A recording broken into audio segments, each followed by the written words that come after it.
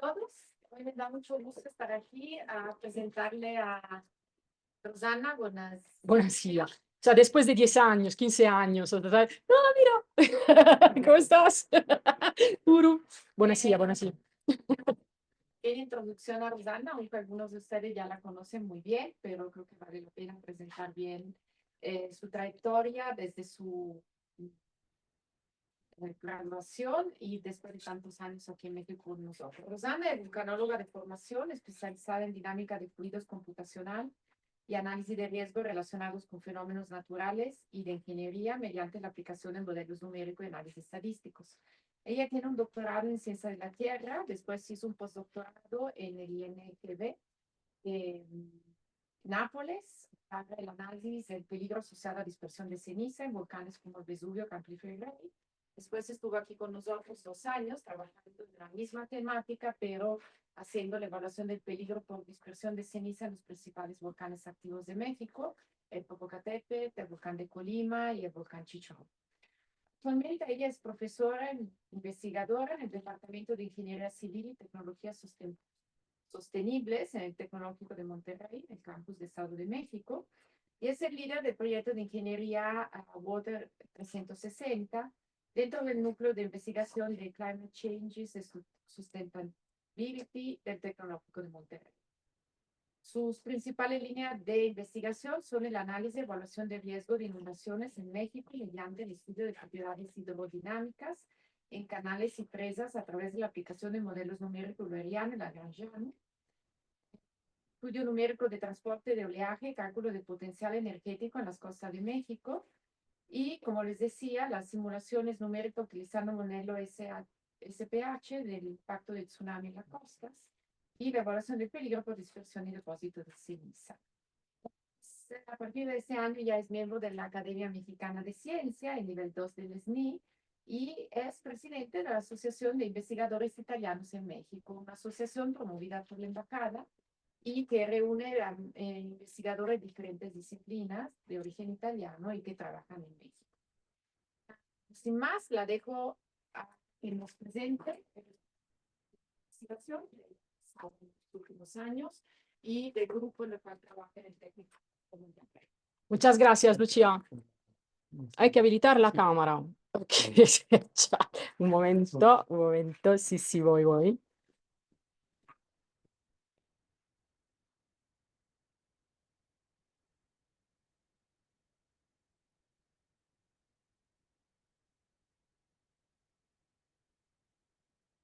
Ah, es que no, ahorita ya no lo veo. Espérame. Ah, aquí está. Listo. Listísimo. Ok. Muy bien, muchísimas gracias, Lucía. ¿Qué tal? ¿Cómo están todos? Estoy muy contenta de estar acá después de 10 años, como decíamos. Pues efectivamente yo he cambiado, o sea, han visto que mis líneas de investigación y por mi formación académica yo soy vulcanóloga, soy geóloga de formación y vulcanóloga especializada en cuestiones de dispersión de ceniza volcánica en la atmósfera utilizando modelos numéricos. Sin embargo, luego esta especialidad que yo tuve, digamos, todos los estudios que luego he realizado yo para poder aplicar modelos numéricos a fluidos, porque todos son fluidos, me han llevado a trabajar en varios departamentos de ingeniería, pasando por el Politécnico de la Ciudad de México y terminando ahora en el TEC de Monterrey, trabajando ahora pero cuestiones relacionadas con el agua. Entonces ya llevo, desde que me fui de aquí, de hecho, empecé a trabajar con temas relacionados con el agua y el impacto que el agua tiene sobre estructuras utilizando modelos numéricos. Y esto me ha llevado también a ser ahora líder de un grupo de investigación que les quiero presentar también antes de enseñarles un poco mis líneas de investigación, porque es un grupo de investigación que nace en el TEC de Monterrey apenas en agosto. Este grupo se llama Water 360 porque es un proyecto de investigación que quiere tocar temas relacionados con el agua a 360 grados. Entonces, en este momento, yo desde agosto estoy dirigiendo un grupo de más de 40 profesores investigadores que trabajan temas relacionados con el agua tocando diferentes puntos de vista. De hecho, tenemos profesores que trabajan cuestiones de ciencias de materiales, hidrología, ingeniería, química, biotecnología. Entonces, esto tiene el objetivo de poder desarrollar investigaciones que sean multidisciplinarias, que puedan tocar, que puedan solucionar problemas relacionados con el agua, como por ejemplo la escasez de agua, el reuso de agua, el utilizo de aguas residuales o también cuestiones relacionadas con inundaciones y efectos de cambio climático, desde un punto de vista muy global para poder efectivamente hacer algo concreto para, sobre todo para la cuestión, para poder crear unas ciudades resilientes. Entonces, esto se lo quiero presentar porque yo sé que aquí tenemos colegas, el Jaime acá, que está haciendo un trabajo muy importante, que ha hecho un trabajo muy importante para cuestiones de cuencas en México. Entonces, todo esto sirve también para poder abrir la posibilidad a hacer colaboraciones con ustedes. Entonces, aquí es, como les decía, el aspecto multidisciplinario de nuestro grupo Water 360, y esta es bueno, parte de las infraestructuras que tenemos en el Tecnológico de Monterrey para poder abordar temas relacionados con el agua. Este es el Water Center, es el Centro del Agua, que es un centro que se encuentra ahora en Monterrey, que tiene colaboraciones con industria, Fundación FEMSA, Coca-Cola, etcétera, y muchos organismos gubernamentales de México, y es un centro totalmente dedicado al agua, con más de 1.500 metros cuadrados de laboratorio, y también el Centronet, que es el núcleo estratégico de decisiones, y muchas otras facilities. Y esta es la infraestructura que tenemos en el campus Guadalajara, donde se acaba también de inaugurar el laboratorio de sostenibilidad de cambio climático.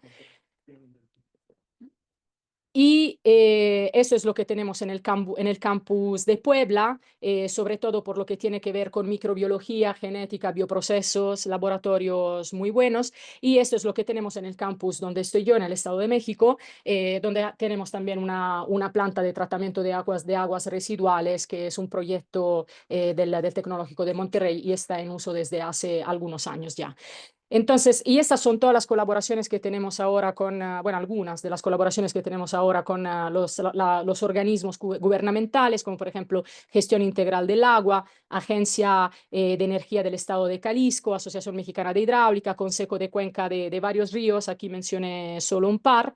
Y estas son las colaboraciones internacionales que tenemos con las universidades que el Tecnológico de Monterrey define universidades aspiracionales.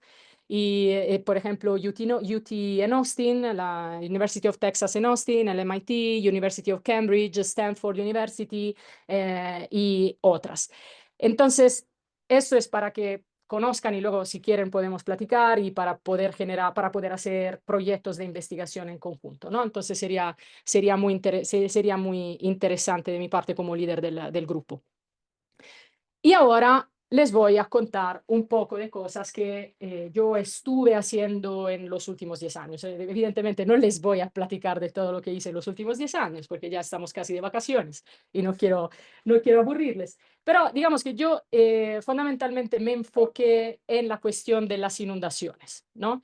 Porque el proyecto en el cual empecé a trabajar era un proyecto que se dedicaba a estudiar cómo poder aplicar tecnologías de supercómputo para poder solucionar problemas relacionados con el impacto entre fluido y estructura. Y este fue el proyecto en el cual yo entré cuando entré al Instituto Politécnico Nacional en Zacatenco.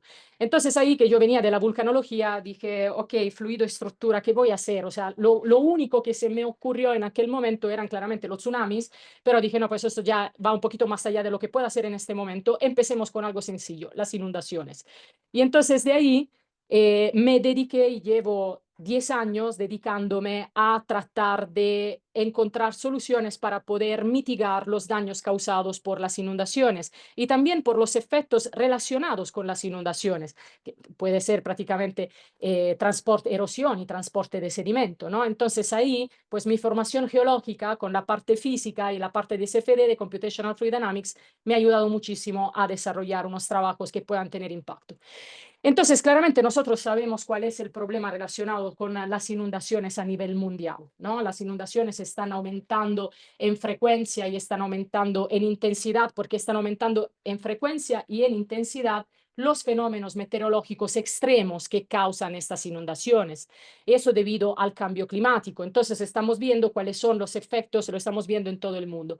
Pero hay un problema importante que relacionado con por qué las inundaciones causan actualmente daños muy catastróficos. Hemos visto lo que ha pasado en España, ¿no?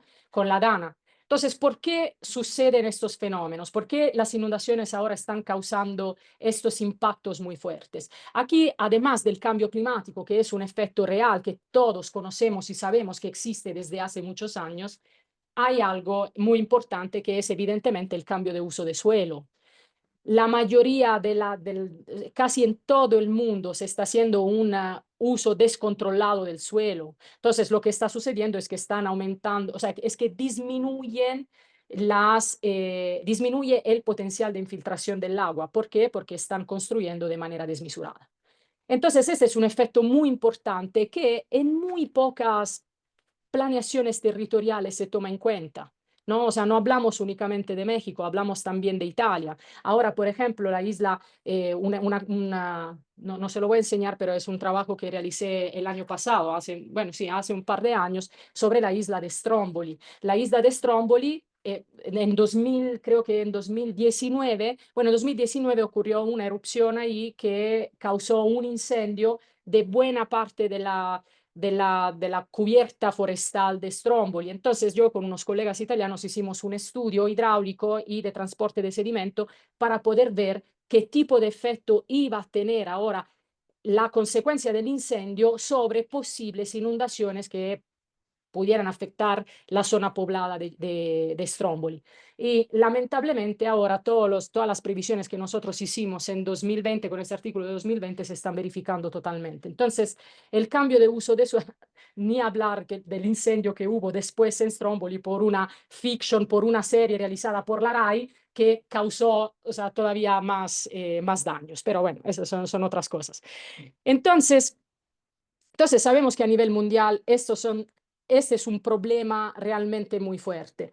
Y en México sucede que este es un mapa que yo recopilé para un artículo de review que hice en 2021, no recuerdo bien, pero aquí pueden ver cuáles son todas las zonas que tienen un peligro relacionado con las inundaciones. Entonces, pueden ver que yo soy daltónica, pero sí puedo ver que lo rojo y bueno, todos los colores que indican un peligro de medio a alto están distribuidos en toda la República. Entonces ya podemos ver cómo todo México es un país que tiene una afectación, que sufre afectaciones muy importantes causadas por las inundaciones. Y esto se debe a numerosos factores. Se debe, por ejemplo, al hecho de que el país, la República, se encuentra en una zona donde converge, es una zona que se llama una zona de convergencia intertropical, que se caracteriza por la formación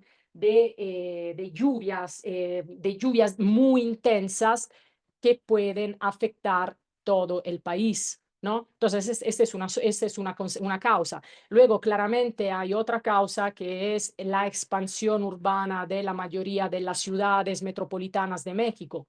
Las expansiones urbanas, por ejemplo, veamos la Ciudad de México. La Ciudad de México es una zona que tiene una parte periurbana distribuida alrededor de la Ciudad de México, que es una zona conurbada, que pero se llama periurbana o rururbana, donde se concentra la población que llega a querer trabajar en la Ciudad de México, formando insediamentos urbanos que donde, por ejemplo, no se puede, y veremos el caso de la porción más al sur de la Ciudad de México, que es la delegación de Milpa Alta, que es una zona de conservación, de territorio de conservación, donde no se podría construir por más del 10% del territorio, en realidad se hace y es una zona también de recarga del acuífero. Entonces, esta es una causa también muy importante. Esta expansión urbana evidentemente determina un cambio de uso de suelo no adecuado, ¿no? Que desfavorece la infiltración del agua, sobre todo en las cuencas.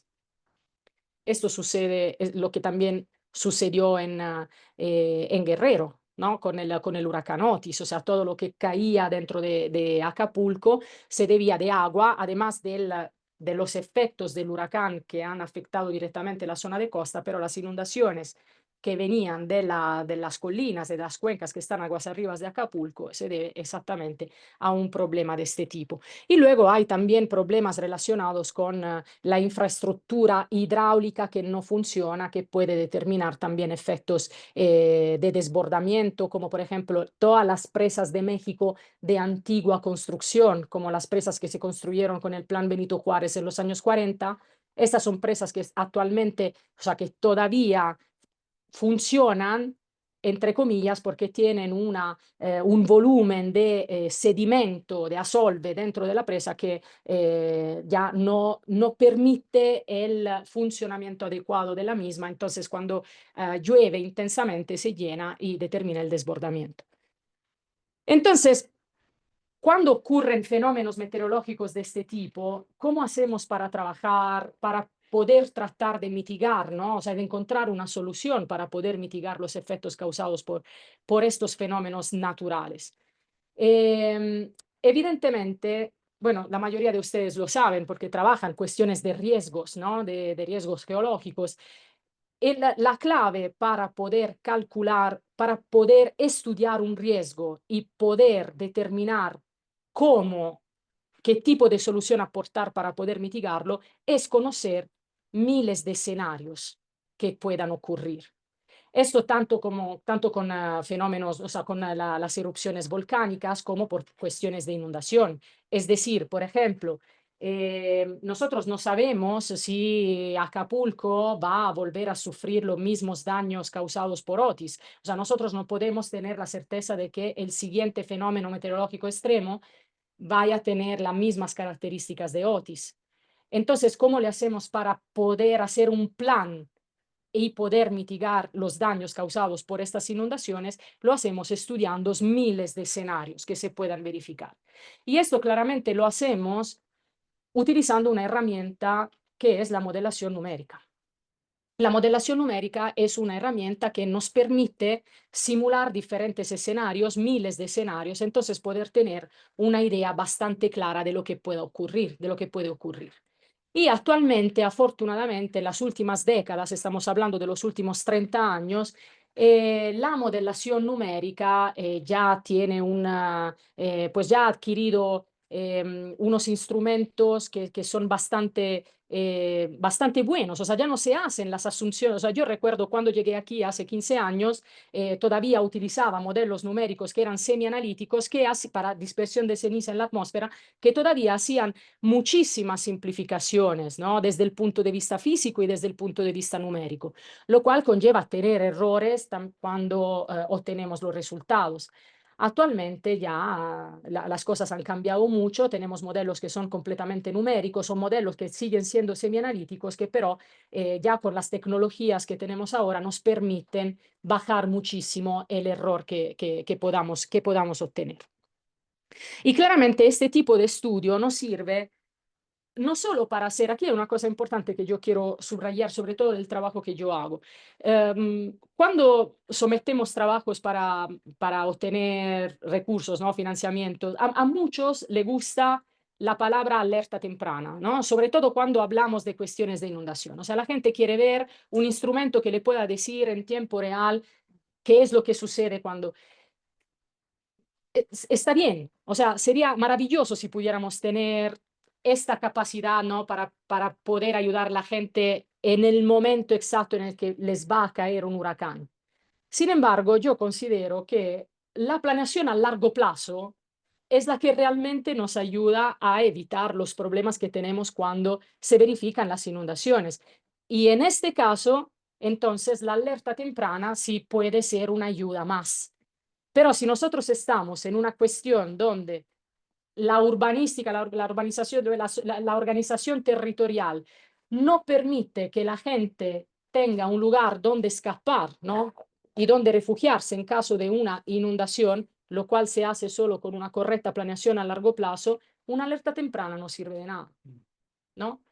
Entonces, los estudios que yo realizo particularmente sirven para proporcionar información a largo plazo. Entonces, hacer mapas de riesgo, o sea, mapas que nos digan cuáles son las zonas mejores para poder construir, cuáles son las dónde se puede mejorar, ¿no? La urbanización, por ejemplo, con soluciones basadas en la naturaleza. Y vamos a ver algunos ejemplos. Entonces, ahorita les voy a platicar de dos casos, principalmente el caso de Villahermosa en Tabasco y el caso de Milpa Alta, como les decía, y luego les voy a mencionar brevemente algo que estoy haciendo ahora en un proyecto en colaboración con la Universidad de la Frontera de Chile y también con UC Davis, que involucra el gemelo digital para todo lo que yo hago con las inundaciones. Entonces, empezamos con Villahermosa. Villahermosa, bueno, todos sabemos que el estado de Tabasco es un estado que tiene problemas relacionados con las inundaciones desde siempre. Eso es por su ubicación geográfica. Y luego Villahermosa particularmente se encuentra en la parte más baja, entonces y está súper cerca del mar. Entonces es una zona, y luego por Villahermosa pasan tres de los ríos más grandes de todo México, ¿no? O sea, pasa el Carrizal, pasa el Grijalva.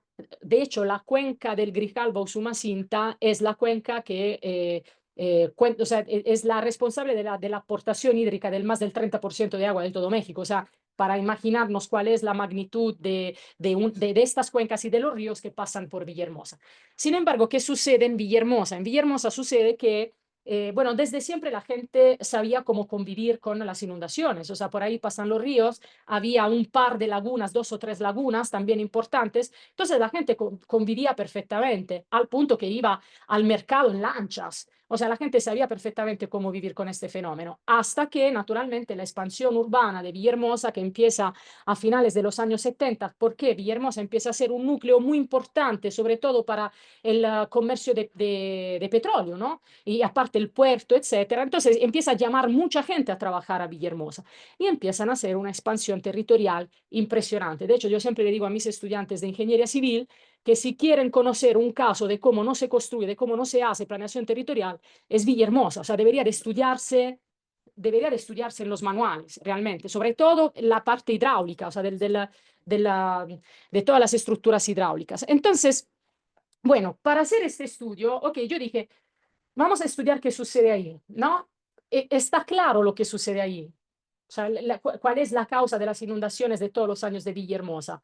Pero yo dije, ok, vamos a ver qué sucede en la cuenca, ¿no? En la cuenca que drena dentro de Villahermosa, para poder ver si hay algo que se pueda hacer, por lo menos para disminuir, ¿no? Este flujo, este caudal de agua que luego llega dentro de la ciudad de Villahermosa. Entonces, estudiando la hidrología de la zona, bueno, vimos que básicamente los ríos que son principalmente responsables de llevar el agua en los canales que pasan por Villahermosa son el Carrizal, el Pichucalco, el Mezcalapa y el río de la Sierra, ¿no? Entonces, a pesar de que esta zona hidrológica es muy amplia, pero esos son los ríos que son directamente responsables de los escurrimientos que llegan directamente dentro de Villahermosa. Entonces digo, ok, vamos a ver qué es lo que sucede en la cuenca del Grijalva, ¿no? Y en particular en esta subcuenca que les acabo de enseñar, a nivel de uso de suelo, porque dije, vamos a ver, ha cambiado mucho, pueden darse cuenta de que sí. O sea, estos son mapas de uso de suelo de bueno, la serie más antigua que se tiene en Shape, digamos, dentro de la base de datos del INEGI, que es del 92, hasta la más reciente, en el momento en que yo hice este trabajo, que este se publicó en 2021, 2022, que era del 2013, ¿no? Entonces, pues pueden ver claramente que el verde se fue y esta es una de las cuencas más importantes de México, ¿no? Entonces está claro, y esto se fue porque aquí es todo lo blanco que ven es uso de suelo de tipo agrícola. Siempre es así, o sea, siempre es lo que se hace en todas las cuencas, o sea, se quema, se quita cubierta vegetal para hacer primero suelo que sirva para agricultura y después evidentemente es para construcción, aunque no se pueda. Pero esta es la praxis, o sea, es lo que siempre se hace en todas las cuencas. Entonces yo dije, ok, vamos a estudiar los caudales de estos ríos que les presenté en la diapositiva anterior, eh, sobre la base de modelos hidrológicos clásicos, pero utilizando primero, bueno, en correspondencia a diferentes periodos de retorno, que son los periodos que me dicen qué probabilidad tenemos de que se verifiquen fenómenos meteorológicos extremos, y lo voy a hacer utilizando la serie 1 de uso de suelo y la serie 5, la serie más reciente. Eso porque simplemente quería ver qué tanto han aumentado estos niveles de inundación desde el cambio de uso de suelo tan drástico, o sea, sin ver cómo ha pasado, pero desde que había foresta hasta que ya no hay. Entonces, esta es la parte hidrológica, donde calculamos caudales y calculamos precipitaciones efectivas. Estos serán los parámetros de entrada para la aplicación de un modelo hidráulico, ¿no? Que es el LIVER. Yo utilizo últimamente principalmente el LIVER, que es un modelo hidráulico que resuelve las ecuaciones de San Venant en dos dimensiones promediadas en profundidad, y es un modelo muy versátil, es un modelo que se puede utilizar, bueno, que yo utilizo muchísimo para investigación, porque es muy completo y también, bueno, tiene muchas herramientas que, bueno, tiene también la posibilidad de que se puedan implementar dentro del modelo ya existente otros tipos de ecuaciones. Entonces, esa es la razón por la cual yo lo utilizo, sobre todo cuando trabajo con cuestiones de transporte de sedimento y de erosión. Y entonces estos son los parámetros. Esta es la zona de estudio. Esta es Villahermosa, donde pueden ver todos sus cuerpos de agua, la vialidad, bueno, el centro habitado. Y estos son los parámetros numéricos que yo he utilizado para este estudio. Entonces, lo que sucede es que al final, en este mapa de resultados, aquí lo que están viendo no son niveles de inundación, sino son diferencias entre entre los niveles de inundaciones que se tenían con un uso de suelo del 92 y el uso de suelo, digamos, actual. Y como pueden ver aquí, los niveles de inundación aumentan hasta de 30, 50 centímetros, hasta de 1 metro con el aumentar del periodo de retorno. ¿Y dónde aumentan estos niveles de inundación? Aumentan principalmente en la zona más al sur de la ciudad, que son las colonias de más reciente formación. Ahora, en unas imágenes después les enseñaré un poquito más en el detalle qué sucede ahí. Con esta expansión urbana, pero les puedo mencionar, de hecho lo podemos ver aquí, estos son mapas de inundación, estos sí se hicieron el año pasado con un artículo publicado el año pasado. Todas estas colonias que están aquí pegadas a los ríos, estas son las colonias de reciente formación, están pegadas también a unas estructuras hidráulicas que construyeron unos muros de contención que construyeron después de las miles de inundaciones que hubo, que se verificaron en Villahermosa, y son colonias donde de verdad hay casas pegadas al río. O sea, miren acá, aquí en correspondencia de un periodo de retorno muy alto, o sea, aquí se inunda todo y efectivamente es así. Estas, estas casas están pegadas al río. Entonces, ¿qué hizo el gobierno, ¿no? Cuando daba, ¿cómo se dice?, apoyos, ¿no? Para que la gente fuera a vivir ahí, les decía, miren, o sea, aquí sí es peligroso, o sea, estamos pegados al río, pero no se preocupe porque nosotros le damos un bonus y también les damos agua limpia y todo. Entonces, se expandió así la urbanización. Y esta gente durante todas las temporadas de lluvia. Ahora, independientemente realmente, o sea, pueden ver que también con un periodo de retorno muy chiquito que corresponde a una lluvia normal, o sea, una lluvia de temporada de lluvia, esta gente se queda bajo el agua por mucho tiempo. Y aparte, como son colonias pobres, evidentemente o sea, no les van a ayudar. Lo mismo que sucede en Iztapalapa, en la Ciudad de México, básicamente, ¿no? Pero entonces, claro, una causa, bueno, una cosa que es evidente es la urbanización, pero también el cambio de uso de suelo descontrolado de la cuenca. Todo esto ha aumentado muchísimo los caudales que llegan dentro de Villahermosa. También hubo otra cosa, o sea, aquí hay unas lagunas, algunas las quitaron, o sea, las bonificaron, les quitaron agua, porque para construir, le recuerda a la Ciudad de México, ¿no? También, o sea, ese es otro tema. Entonces, digo, ok, o sea, esto ya está muy mal. O sea, ¿qué podemos hacer? O sea, efectivamente es una situación bastante compleja. Entonces, en este trabajo se volvió a hacer un estudio hidráulico un poquito más en el detalle, porque aquí estamos usando unas resoluciones mucho más altas, tanto de las simulaciones hidráulicas como del estudio hidrológico, perdón, para poder hacer mapas de riesgo. Entonces, ¿cómo lo hacemos? Primero, calculamos un mapa de vulnerabilidad social.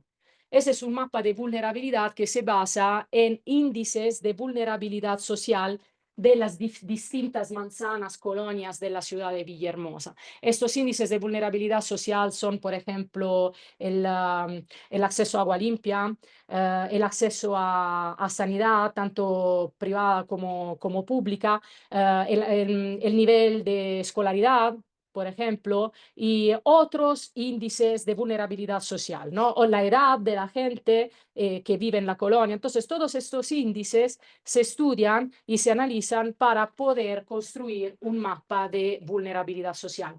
Ahora, aquí una cosa interesante es que, como pueden ver, vulnerabilidad alta y muy alta, o sea, solo la encontramos en un par de colonias. No es cierto, que no es verdad. Esto es porque eso deriva del hecho de que, eso es otra cosa que se debería hacer. Faltan muchos estudios de índices de vulnerabilidad social en México. O sea, todos los parámetros que nosotros utilizamos, que son de bases de datos de Conavio, bueno, de las fuentes oficiales de México, faltan de mucha información. Entonces no podemos realmente generar un mapa de vulnerabilidad real. Sin embargo, hicimos el estudio con los datos que teníamos. Y estos son mapas de peligro. Entonces, estos mapas relacionados con diferentes periodos de retorno, ¿por qué? Porque estos son los mapas que me dicen qué probabilidad hay de que se superen ciertos umbrales de inundación, tanto de profundidad del agua como de velocidad y como del producto entre profundidad y velocidad del agua, ¿no? Y aquí se utilizaron los umbrales que establece el IMTA para ver la vulnerabilidad, bueno, sí, la vulnerabilidad de las viviendas, ¿no? Entonces, estos son los mapas de peligro en correspondencia a diferentes periodos de retorno para diferentes niveles. Y entonces aquí ya podemos ver que ya tenemos valores altos, ¿no? De susceptibilidad a inundación, ¿ok? Cuando se juntan estos mapas que vienen directamente de las simulaciones hidráulicas con el mapa de vulnerabilidad social, entonces obtenemos los mapas de riesgo. Ahora, hay que decir una cosa, toda la metodología que se aplicó para este trabajo sigue perfectamente unas líneas guías establecidas por el INTA en 2014. O sea, en México existen unas líneas guías para poder hacer esto. Nada más que no existen mapas de riesgo en México. No esos son los primeros mapas de riesgo que se hacen para cuestiones de inundación. No existen. O sea, si ustedes ven la página, por ejemplo, del Senapred o del INEGI, donde se ve el atlas de riesgo de inundación, lo único que ve son manchas de inundación debidas a inundaciones pasadas, que claramente no nos dicen nada acerca del riesgo que puede tener, ¿no? La ciudad.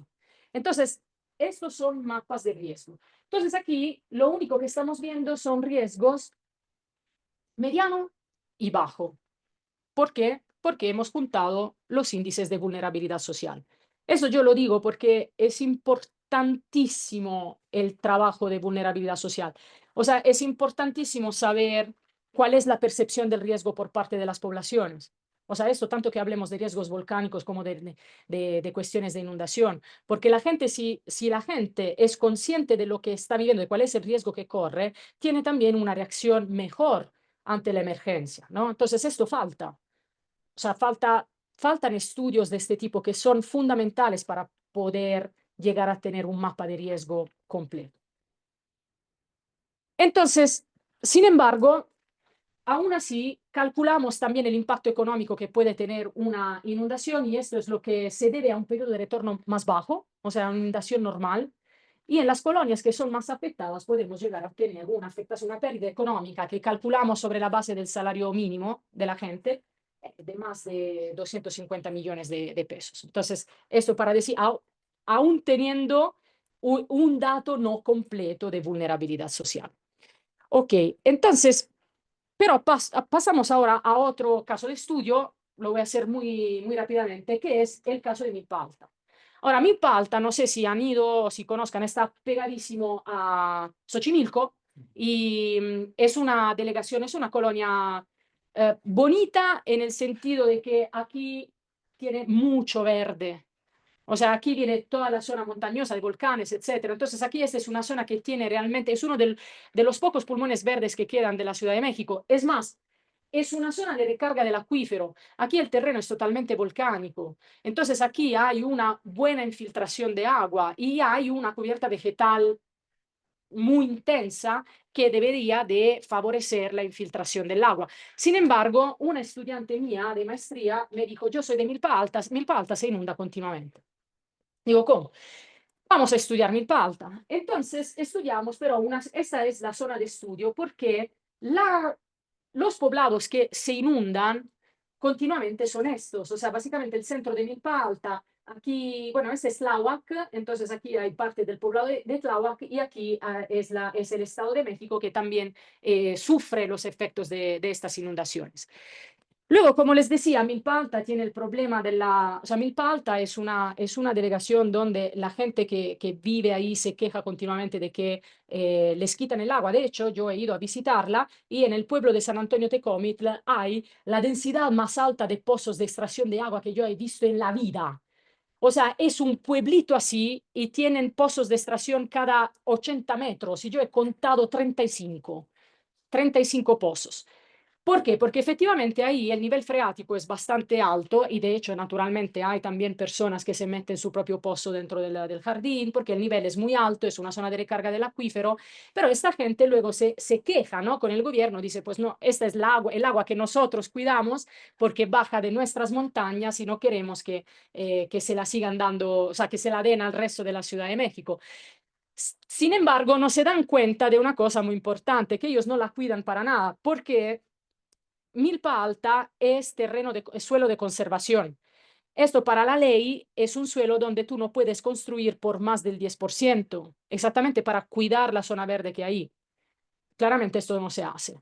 No se hace, he visitado la zona, hay zonas verdes donde queman y ahora lo veremos. Entonces digo, ok, hagamos un estudio hidrológico primero, entonces calculo los escenarios de precipitación en correspondencia a diferentes periodos de retorno, calculo intensidades de precipitación y estudio el uso de suelo nuevamente de la zona, porque el uso de suelo me sirve tanto para mi modelo hidrológico para ver la infiltración del agua, como para el modelo hidráulico para poder conocer la rugosidad, ¿no? de la zona y ver cómo calcular el coeficiente de fricción, ¿no? Para ver qué tan rápido va el agua. Entonces, este es un mapa del uso de suelo que viene de INEGI, ¿no? Entonces, aquí lo que tenemos es la zona urbana, zona de brushland, o sea, pastizal, una zona de vegetación intensa y luego esta cosa fue lo que más me llamó la atención, porque el INEGI lo llama suelo indefinido. Y lo dice así, o sea, estos son los mapas oficiales de INEGI, suelo indefinido. Entonces yo digo, ok, pero yo le tengo que dar un parámetro al modelo hidráulico, ¿sabes? Que puedo decir, pues, haz tú como quieras, ¿no? Entonces digo, ok, vamos al campo y vamos a ver qué hay ahí. Eso es lo que hay. En toda la zona yo recorrí toda esta, desde acá, donde el deportivo en Milpa Alta, hasta aquí lo hice todo así. Esto es lo que hay. Entonces, ¿qué hay? Hay vegetación espontánea, que no es la vegetación del lugar, o sea, pero que viene después de haber quemado, después de años, ¿no? de quemar el suelo. Y luego hay nopaleras, muchas. Entonces, esa es una zona indefinida. que nos hace pensar que en esta zona, pues, la gente quema el terreno exactamente para cultivos y para poder también después construir. Ahora, los cultivos principales son los nopales. ¿Cuál es el problema de los nopales en cuanto a cuestiones de infiltración y percolación al acuífero? Digamos que aquí el problema es, o sea, es dúplice. O sea, tenemos el problema de que ya no entra agua al acuífero y hay el problema que el agua escurre y se inundan los poblados, ¿no? Entonces, ¿qué hace el nopal? El nopal evidentemente absorbe el agua, ¿no? Entonces reduce las escorrentías superficiales, pero sobre todo las especies de nopal que hay aquí no permiten la percolación al acuífero, porque son especies de nopal que tienen unas raíces muy superficiales, entonces chupan todo para ellas y no permiten que el agua percole al acuífero. Entonces, esto es algo que también está afectando muchísimo la cuestión de la recarga del acuífero. Además de todo el suelo quemado, que evidentemente no es un suelo que permite una adecuada infiltración. Entonces, hago mis simulaciones hidráulicas en correspondencia de diferentes periodos de retorno. Aquí vemos el más chiquito y el más grande. Y lo que vemos son varias cosas que suceden aquí. Bueno, principalmente hay varios canales que bajan, ¿no? de la zona alta, que entran dentro del centro del poblado, ¿no? De la zona urbana. Y naturalmente esto lo vemos cuando las lluvias se intensifican más, o sea, con el aumentar del periodo de retorno, pero ya podemos ver canales, ¿no? con ciertos niveles de inundación importantes ahí también, con una lluvia normal, ¿no? Entonces me puse a estudiar, voy a ver primero la zona de Milpa Alta, ¿no? Porque le interesaba a mi estudiante que vive ahí. Entonces vamos a ver la zona de Milpa Alta y ahí vemos una cosa que es esta. Bueno, estas son caudales específicos, ¿no? Que calculamos para ver también qué tipo de aceleración tiene el agua, para poder ver desde el punto de vista hidráulico qué sucede ahí.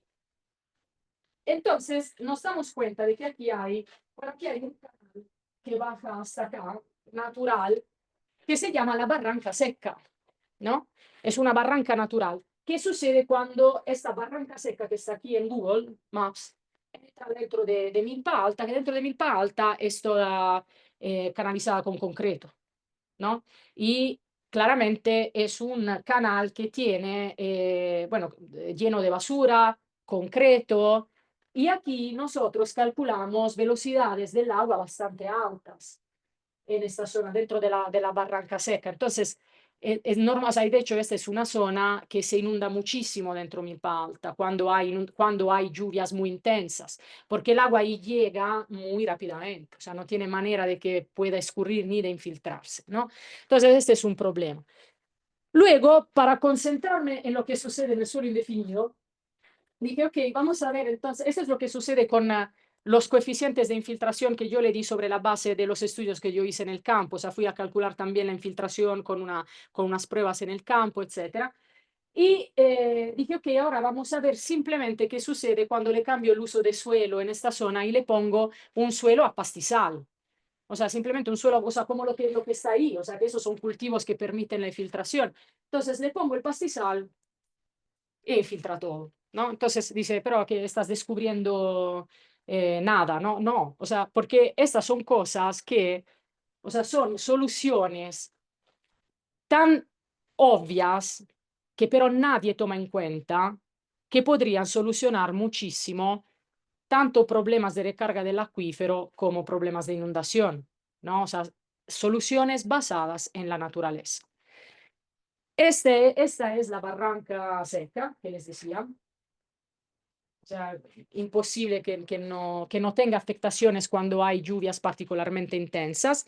Y claramente lo que hace la gente es poner, no se ve muy bien en la foto, pero lo que pone son bardas ahí enfrente de las calles de su casa para evitar que les entre el agua, porque puntualmente durante todas las temporadas de lluvia se inundan. Entonces, o sea, estas sí son soluciones que no hacen bien. O sea, una solución basada en la naturaleza en zonas donde se puede, porque lo que pueden ver aquí es que no solo ya no, ya no hay canales de escurrimiento acá, pero la cosa interesante es que ya no se inundan los poblados.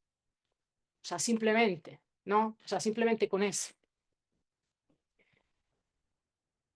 Y naturalmente la otra solución sería, sí, o sea, concederle espacio al cultivo de nopales, pero volver a darle espacio a la foresta, ¿no? A la que había ahí. Y entonces, y finalmente, para concluir, les voy a hablar de lo que estamos haciendo ahora con este proyecto. Pues estoy segurísima de que todos saben que es un gemelo digital. O sea, un gemelo digital es una representación de la virtual de la realidad. Es algo que se construye utilizando técnicas del sistema de información geográfica. O sea, nosotros actualmente estamos utilizando el ArcGIS, básicamente. Y este gemelo digital que ya tenemos implementado en el TEC de Monterrey es un gemelo digital que se hizo para cuestiones de emisiones de CO2, entonces para cálculo, debido al tráfico, ¿no? Y sí, debido al tráfico principalmente. Entonces, este proyecto nace para poder acoplar diferentes capas de información que tengan que ver con la geometría, eh, la distribución demográfica, la infraestructura de movilidad, el número de vehículos, la movilidad y el tráfico, las emisiones, la meteorología, la contaminación del aire y para poder calcular después el impacto que tiene sobre la salud. Entonces, sobre este gemelo digital, nosotros ahora estamos implementando, estamos poniendo también los mapas de inundación y en particular los mapas de riesgo, los mapas de peligro. Entonces, los mapas que nos dicen cuál es la susceptibilidad para poder calcular el impacto que tienen nuestras inundaciones sobre infraestructura energética crítica, como puede ser la red de distribución de gas. De hecho, tenemos actualmente un convenio con Naturgy, que son los que nos proporcionan los datos de toda la red de distribución de gas, y el prototipo actualmente es la ciudad de Monterrey, que se vio muy afectada por el huracán Alex en 2010 y huracán que se llevó, además de la infraestructura urbana, se llevó también muchas tuberías de gas, ¿no? Entonces, pues este es nuestro gemelo, pero no sé cómo hacerlo. Tienes que quitar el puntero. Exacto, yo lo decía que no lo quería el puntero. Sí. Elimínalo y con el mouse no, ya. Ande. Ah, ok, perdón, perdón. Ok, este es nuestro gemelo de la ciudad de Monterrey. Donde, bueno, tenemos una resolución, ese es el distrito TEC, entonces aquí es donde tenemos una resolución un poco más grande respecto, bueno, ya se tiene el gemelo digital de toda la ciudad, pero dentro del distrito TEC tenemos una resolución más grande porque es donde se hizo el levantamiento con drones. Y, por ejemplo, estos son los mapas de inundación que estuvimos calculando para la ciudad de Monterrey en correspondencia de un periodo de retorno. Aquí les estoy enseñando un periodo de retorno muy grande que corresponde más o menos a un escenario extremo, ¿no? Como puede ser el huracán Alex. Eso es lo que podemos ver en términos de, bueno, aquí tenemos un periodo de retorno más chiquito y uno más grande. Aquí lo vemos en dos dimensiones y esto es lo que sucede con el gemelo digital. Y bueno, aquí estamos viendo, estas son profundidades de inundación. Pues aquí ese es el río de la Silla, que es el más responsable, digamos, de las inundaciones dentro de la ciudad. Podemos ver todos los encharcamientos que tenemos ahí, ¿no? Y naturalmente, ahora no tengo acceso a la liga del MyTech para poderles enseñar cómo, pero como esto ya está totalmente empalmado con los datos de distribución de energía, de red de distribución de energía que tenemos, y un colaborador, un estudiante mío de doctorado, ahora está trabajando también para que estas capas de información que tenemos en ArcGIS puedan comunicar directamente sin que nosotros lo hagamos a mano. Y esto él lo está haciendo con unos algoritmos de inteligencia artificial que permiten que en lugar de estar abriendo las diferentes capas de ArcGIS y nosotros hacer la intersección, estos algoritmos permiten que esta interacción sea automática porque calcula directamente las áreas mayormente afectadas y donde hay infraestructura crítica que puede sufrir mayormente de estas afectaciones y entonces poder calcular el riesgo y lo está haciendo con Unity 3D, que es una plataforma para juegos en 3 dimensiones. Entonces, o sea, es una cosa, es una locura, pero este chavo sí está loco y es mi estudiante, sí está fuera de cabeza totalmente, pero bellísimo. Y pues nada, esto es todo, creo que ya 50 minutos ya suficiente. Muchas gracias.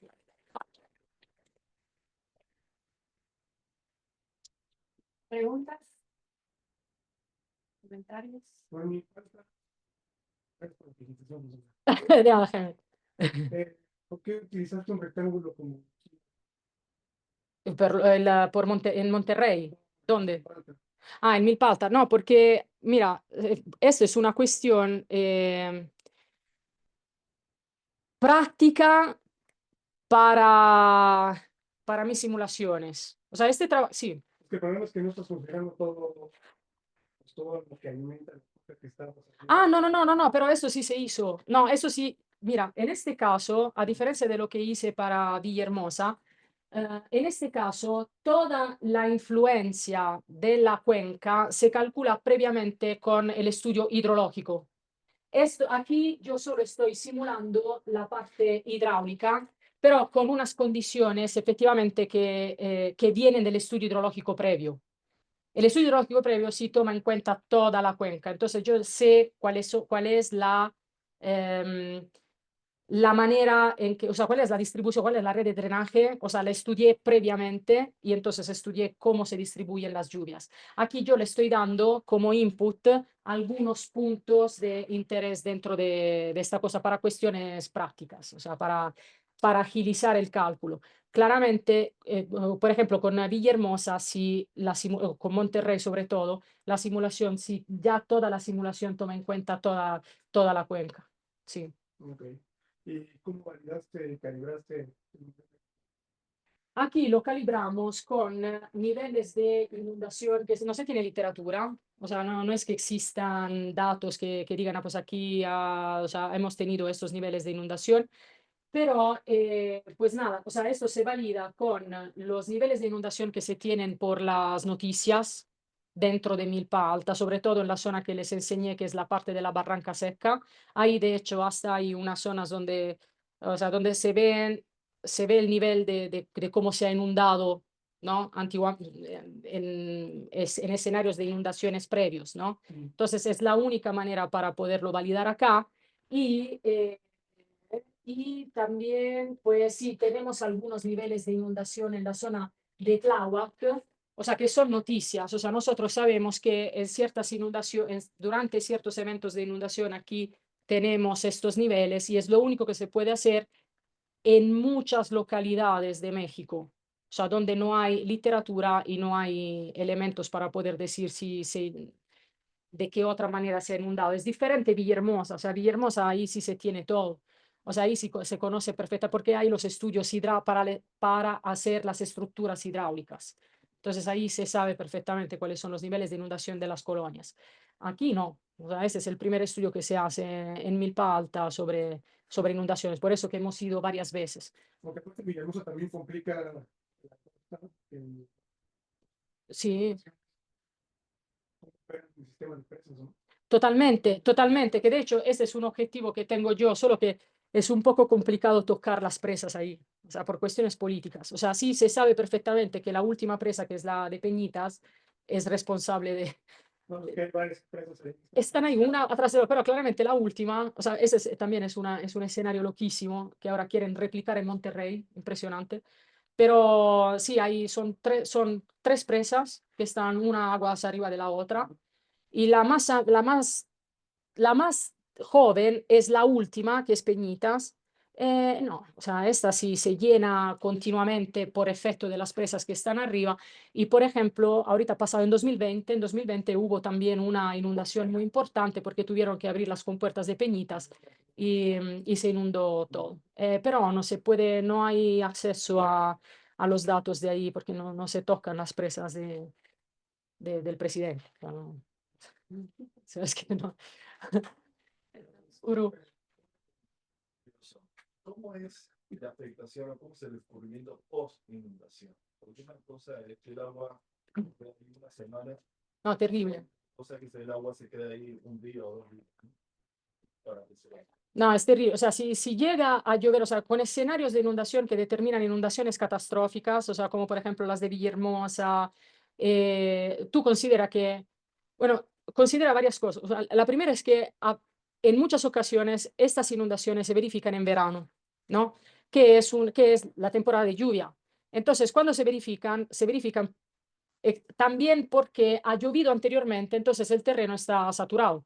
Entonces ya no infiltra, o sea, además de todos los problemas que tiene el suelo, pero también ha llovido antes, entonces ya está lleno, ya está saturado.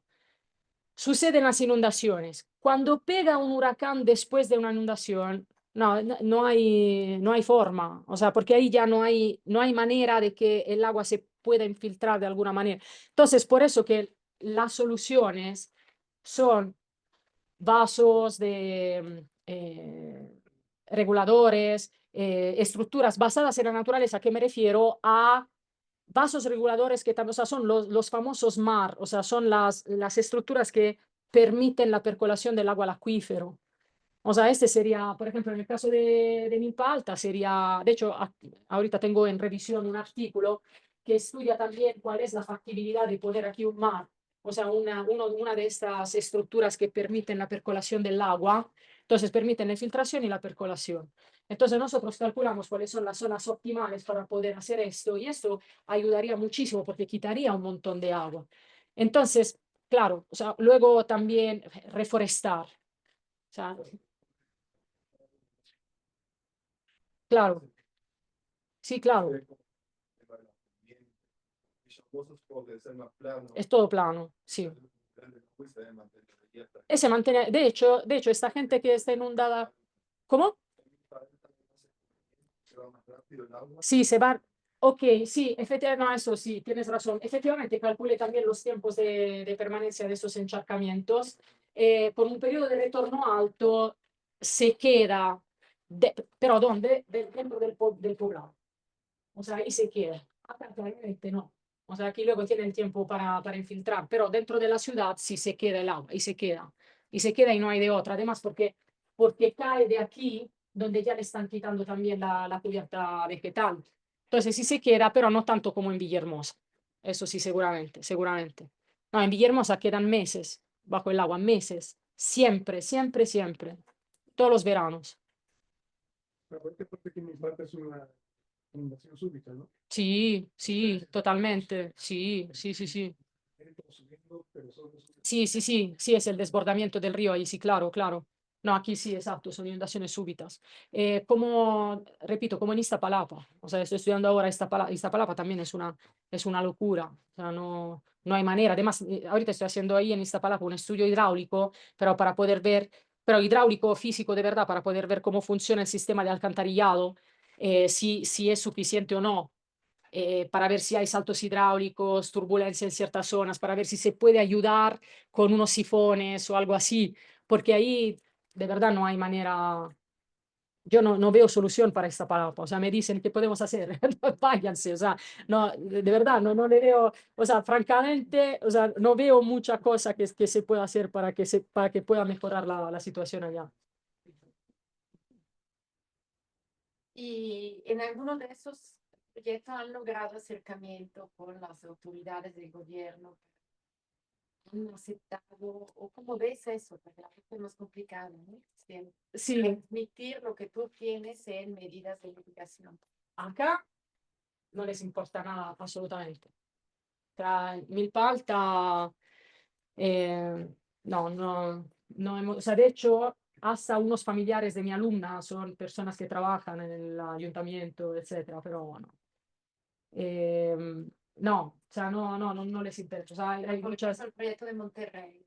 El proyecto de Monterrey estamos teniendo, sí, de hecho, les digo, o sea, tenemos a Naturgy que nos contactaron ellos porque porque efectivamente ellos han tenido muchas pérdidas en el 2010. Naturgy, por ejemplo, ya tiene un plan de contingencia para sismos, que es una colaboración que tiene con la UNAM, con el Instituto de Ingeniería de la UNAM. Desde hace muchos años tiene una red sísmica, sensores ahí en la Ciudad de México, y efectivamente yo recuerdo que durante el terremoto del 2017, pues la parte de distribución de gas fue manejada muy bien. No tienen, entre comillas, un plan de contingencia para fenómenos meteorológicos extremos, que pero no es, o sea, es básicamente tienen a alguien que ve los boletines del servicio meteorológico, de si va a llegar agua, y entonces van en las zonas que fueron más afectadas. Entonces, sí, ellos quieren el modelo que estamos haciendo con el gemelo digital. O sea, de hecho, estuve con ellos justamente la semana pasada, y también la red de distribución de energía eléctrica de Monterrey. Monterrey y Jalisco son gobiernos que muy abiertos, o sea, ellos sí, o sea, ellos tienen mucho interés en colaborar con nosotros. Sí. Bien.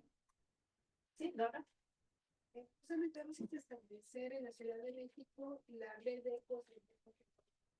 Y ahorita estamos trabajando con la SECTEI para sacar los nuevos términos de referencia. Y en la próxima convocatoria seguramente hay chance de meter algún tipo de estos proyectos de innovación. Perfecto. Sí, sí, sí, no, con gusto. Claro, sí, sí, había leído esto. Sí, claro que sí. Ah, muchas gracias, Dora, sí. Perfecto, muchas gracias. Gracias. Circunstancias. Grazie.